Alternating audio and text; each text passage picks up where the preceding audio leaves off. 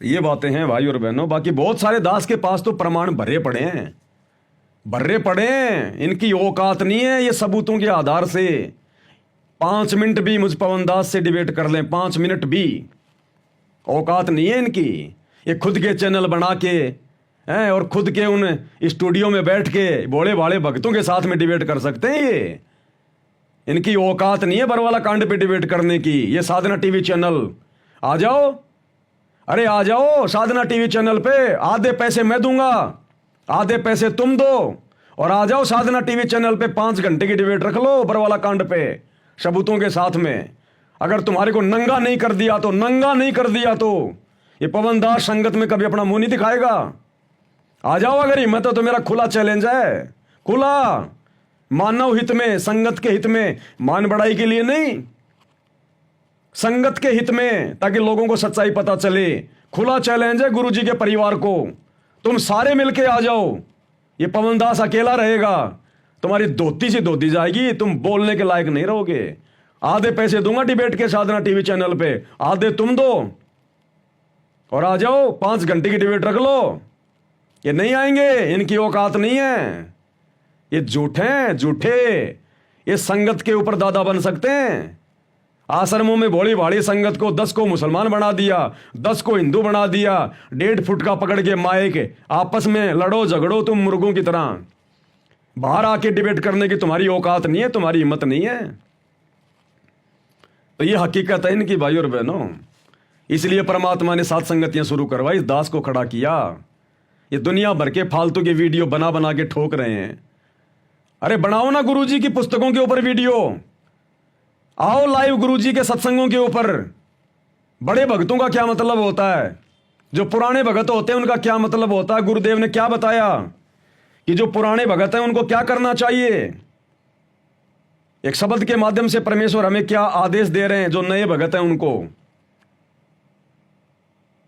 लेकिन वो काम तो इनसे होता नहीं है। देख लो क्या कह रहे हैं गुरुदेव। चल रहा है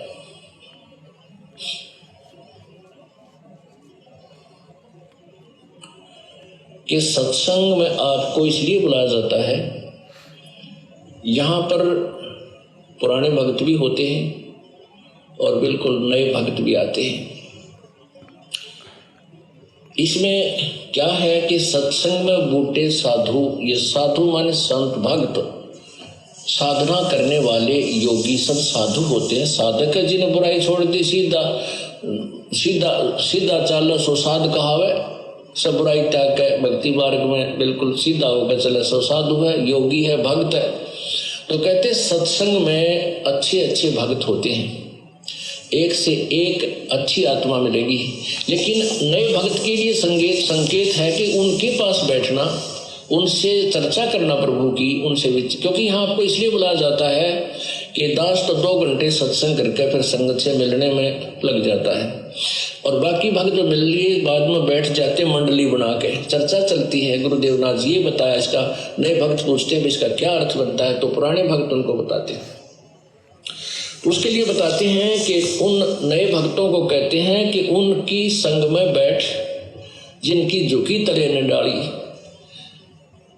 यानी जैसे पौधे पेड़ होते हैं और जिनके फल लदपद लगे हो, आम के या अंगूर के गुच्छे लगे हो, तो वो नीचे को झुक जाती है टहनियां, तो वो फलदार वृक्ष होते हैं। अर्थात जो विनम्र आत्माएं हो चुकी हैं, जो कितनी बार आप प्रसन्न करते हो, प्यार से उत्तर दे रहे हैं, समझो वो भक्ति से परिपूर्ण है, तो उनसे ही ज्ञान समझे, इसका ये तात्पर्य है।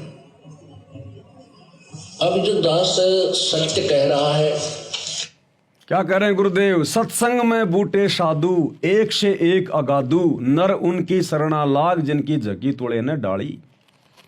यानी जो पुराने भगत हैं उनसे चाहे कितनी बार भी सवाल करो वो नाराज नहीं होते, हर बात का प्यार प्रेम से जवाब देते हैं।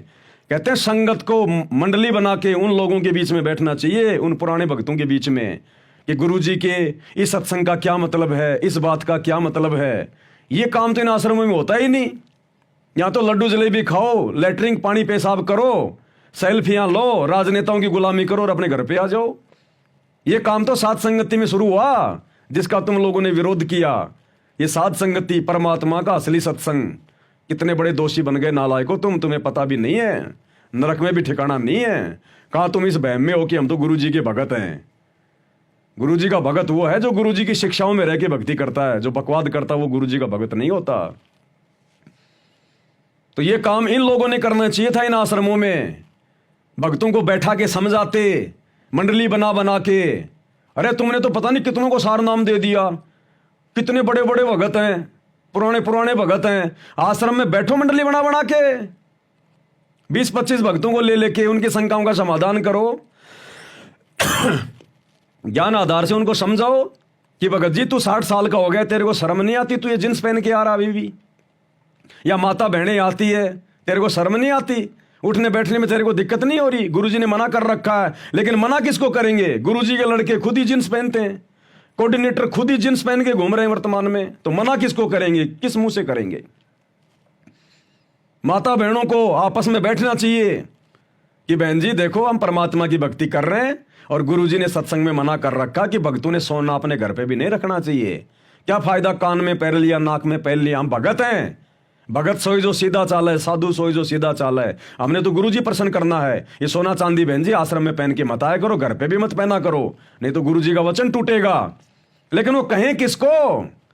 गुरुजी की लड़की मंजू खुद ही कान में सोना पहनती है, अभी तक नहीं छोड़ पा रही, संगत को क्या खाक समझाएंगे? तो ये सब भक्तों को बैठ के ज्ञान चर्चा नहीं कर सकते। इनको तो राजनीति करने से मतलब नहीं, बाहर से आने वाले राजनेताओं की चापलूसी करने में, गुलामी करने में, हैं उनके इंटरव्यू लेने में इन लोगों को फुर्सत नहीं है। और फिर जाटों की धर्मशाला बनवानी, किसी का स्टेडियम बनवाना, कहीं बाहर जाके कोई भंडारा लगाना, अयोध्या में, हैं किसी के आरक्षण में जाना, किसी की सीबीआई जांच में जाना, किसी के धरने में जाना, किसी का उद्घाटन करके आना जाटों की धर्मशाला का, हैं रक्तदान दे दान करवाना, वो गधे कुत्ते बनाना वो मिट्टी के उन आश्रमों में, आश्रमों का डेकोरेशन करवाना, रंगोली बनवाना। इनको वैसे फालतू के कामों से फुर्सत नहीं है, ये कहां से ज्ञान चर्चा करेंगे? जो काम साध संगति में चल रहा है,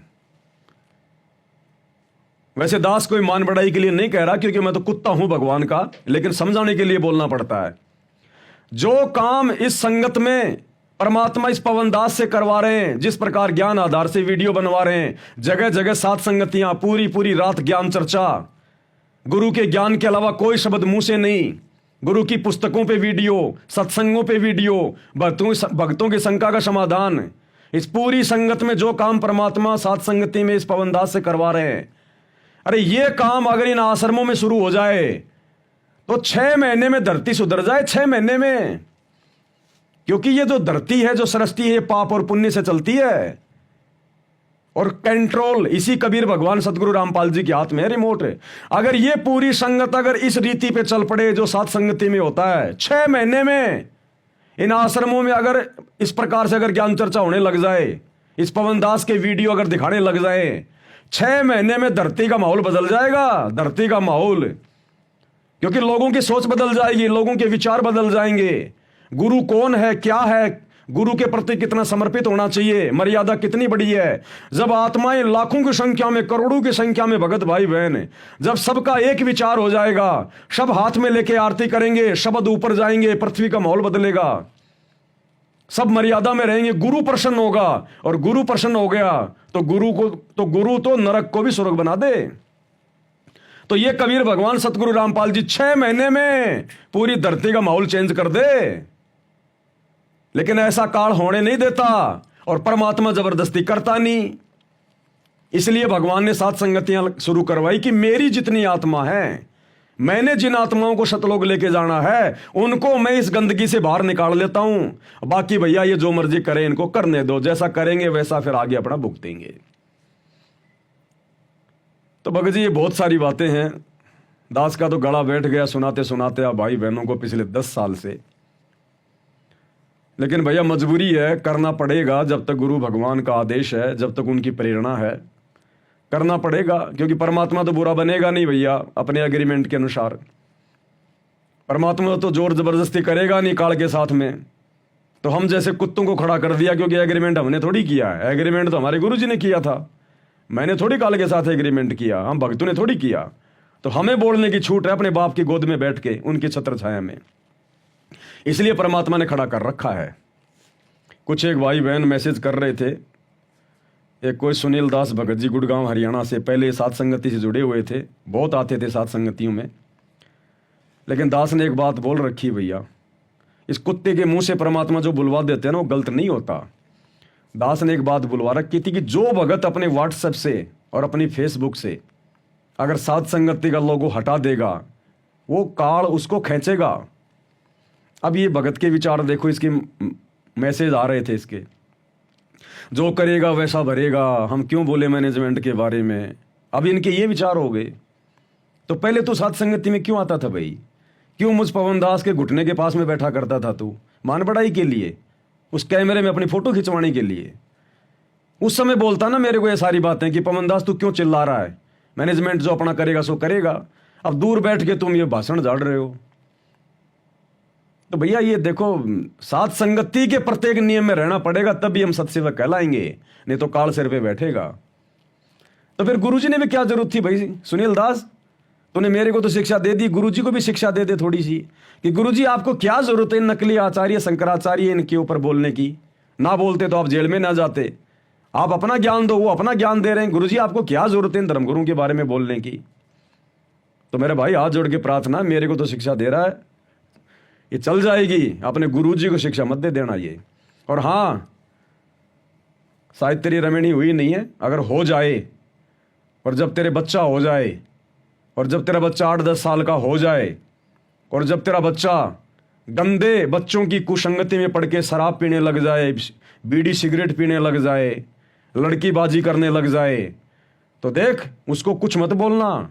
उसके संस्कार उसके साथ है भाई, तू क्यों बीच में पड़े हैं? अरे उसके कर्म उसके हैं, वो बीड़ी पिएगा उसके फेफड़े खराब होंगे, वो शराब पिएगा उसके फेफड़े खराब होंगे, तू क्यों टेंशन ले यार? बोलना मत उसको कुछ भी, जैसा कर रहा है वैसा करने दे उसको। तो ये विचार हो गए। अब बताओ, इसलिए परमात्मा कहते हैं किस किस को समझाएं, कुएं भांग पड़ी। 4 दिन आते हैं भगत बन के, भगत से दिखाई देते हैं, आंधी की तरह आते हैं, तूफान की तरह भाग जाते हैं। अरे कैसे सतलोक जाओगे? तुम्हारा कोई स्टैंड भी है? अरे आओ तो सोच समझ के आओ ना, जल्दबाजी में क्यों आते हो? सारी चीजें देख के आओ, और आओ तो फिर ऐसे आओ कि फिर जाना ही नहीं उधर। अब बिना पहनदे के लौटे कभी इधर कभी उधर, उनका कोई स्टैंड नहीं है भैया। वो जाएंगे, वो भाड़े के भाव जाएंगे, वो ऐसे भांग के भाड़े जाएंगे वो। तो दास की तो प्रार्थना भाई और बहनों, बाकी देखो भाई, जब तक दास को परमात्मा ने समाज से दे रखी है, हिम्मत दे रखी है, तब तक भैया एक कुत्ता चिल्लाता रहेगा। बाकी सबकी अपनी बहुत, सबकी अपनी मर्जी। और इस मैनेजमेंट के कुकर्मों पे दास बार बार लाइव नहीं आ सकता, मेरे पास इतना फालतू का समय नहीं होता है। समझदार को संकेत ही काफी है। जिसको नहीं अच्छा लग रहा, नहीं समझ में आ रहा, जिसको लगता मैं गलत हूं, तो क्यों मेरे से चिपके हुए हो? अरे मैंने कब कहा कि मुझ पवन दास से चिपक के रहो? भाई जाओ ना, हम तो चाहते हैं कि वो गंदगी निकले सात संगति से। जिसको विश्वास नहीं है सात संगति पर, वो निकले यहां से। हम तो खुद चाहते हैं, हम किसी को पकड़ के नहीं रखते। और ना मेरे से पूछने की जरूरत है किसी ने भैया। 24 घंटे दरवाजे खुले हैं, चाहे आओ चाहे जाओ। यहां हम भक्तों के पीछे ये वीडियो नहीं बनाते। मैं आप भक्तों के पीछे नहीं जी रहा, मैं अपने भगवान के पीछे जीता हूं। मेरी हर मनोकामना, मेरी हर इच्छा मेरा भगवान, मेरा गुरुदेव भगवान मेरी पूरी करता है। मैं भक्तों से उम्मीद नहीं लगाता। वो भगवान चाहे भक्तों से करवाए चाहे किसी से भी करवाए, मैं उसके भरोसे हूं, भक्तों के भरोसे नहीं हूं मैं। ये तो मेरा फर्ज है कि मेरे बाप की गैर हाजिरी में मेरे भगत भाई बहनों को सही राह दिखाना, ये मेरा फर्ज है। ये मैं करूंगा, चाहे कोई सुने चाहे कोई ना सुने। बाकी अपनी भक्ति कर रहा हूं मैं, कोई दिक्कत ही नहीं मुझे तो। बाकी रिजल्ट आने वाले समय में सबके सामने आ जाएगा। फिर क्या फायदा, फिर क्या फायदा जब चिड़िया चुग गई खेत। तो भाई और बहनों, आज के वीडियो में केवल इतना ही। परमात्मा हम सबको सद्बुद्धि दे, परमेश्वर हम सबको आशीर्वाद दे। बंदी छोड़ सतगुरु रामपाल जी भगवान की जय हो।